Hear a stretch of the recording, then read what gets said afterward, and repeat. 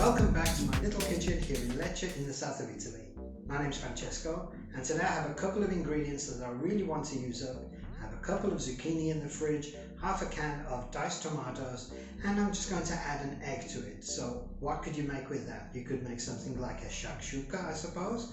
But what I want to do is a nice version of that, which you could serve up as an appetizer. What I'm going to do is to grate the zucchini, and I'm going to add some chickpea flour to it, a little bit of salted ricotta, some salt and pepper, and that's going to turn into a kind of crust if I pre-bake it. Then I'm going to add the tomato, which I'm going to turn into a flavorful sauce without having to cook it first. I'm going to do that by adding a little bit of pesto, so I'm going to have garlic and basil flavor in there. And then I'll heat that up a little in the oven, then crack an egg into it and finish baking it with a little bit more salted ricotta on top. It's going to be a delightful little dish, I hope. So if it turns out well and you like it, please give me a thumbs up and do leave a comment below and subscribe to the channel. Let's cook.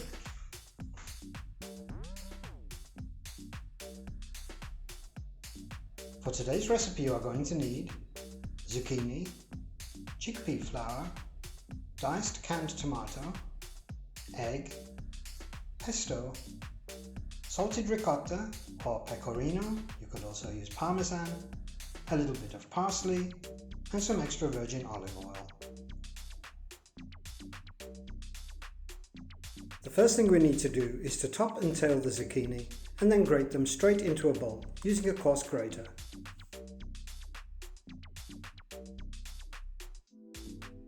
With 2 zucchini and 1 egg, you're going to have a nice basket which is enough to feed one person well.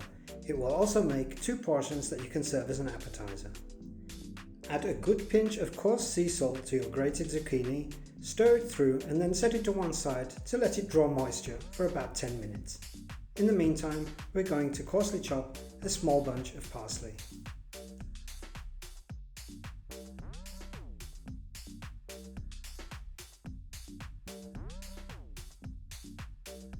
About 10 minutes later, the zucchini will start to give off its juices, as you can see here, but we're not going to drain them. What we're going to do is make use of them to turn the zucchini into a kind of dough.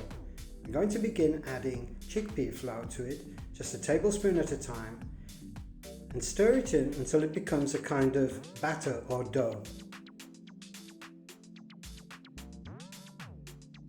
Don't worry if you see any little lumps of chickpea flour. The moisture of the zucchini and the stirring will soon get rid of that for you. Keep adding the flour until you get to the consistency that you like. I added 3 tablespoons of chickpea flour to mine. In retrospect, I could have added an extra one to make it a little bit firmer, but it still worked out just fine.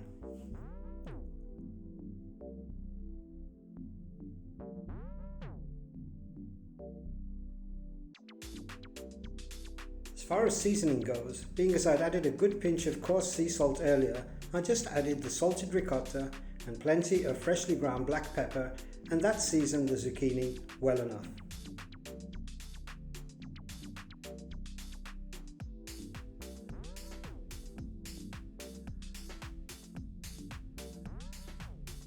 Now set this mixture to one side for about 10 minutes to let the chickpea flour continue absorbing the moisture of the zucchini. In the meantime, take some baking paper and make yourself a circle to fit your baking dish so that you'll be able to remove this easier later on. You know the way. Take the paper, scrunch it up a little, brush it with some extra virgin olive oil and line your dish.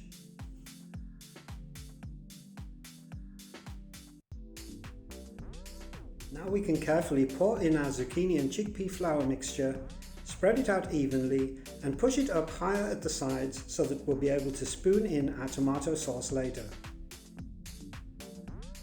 Bake this in a preheated oven at 200 degrees at the bottom where it's hottest for a good 10 to 15 minutes.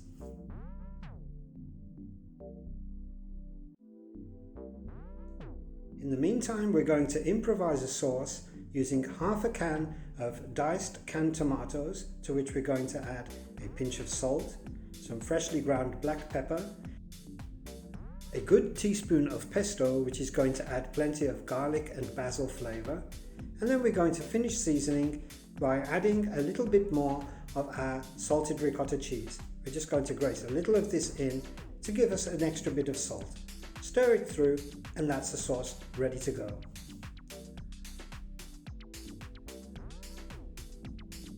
After about 15 minutes in the oven, our zucchini and chickpea flour base is going to be nice and firm, and it's going to look something a little bit like this. As soon as it is firm, what we can do is then spoon in the tomato sauce. We're going to level this out and then try to make an indentation in the middle as we did with the zucchini itself, so that we can crack our egg into there so that it can finish baking in the oven. Hopefully it will fit. As you can see, mine didn't. Poured over the edges. Oh well, that's life.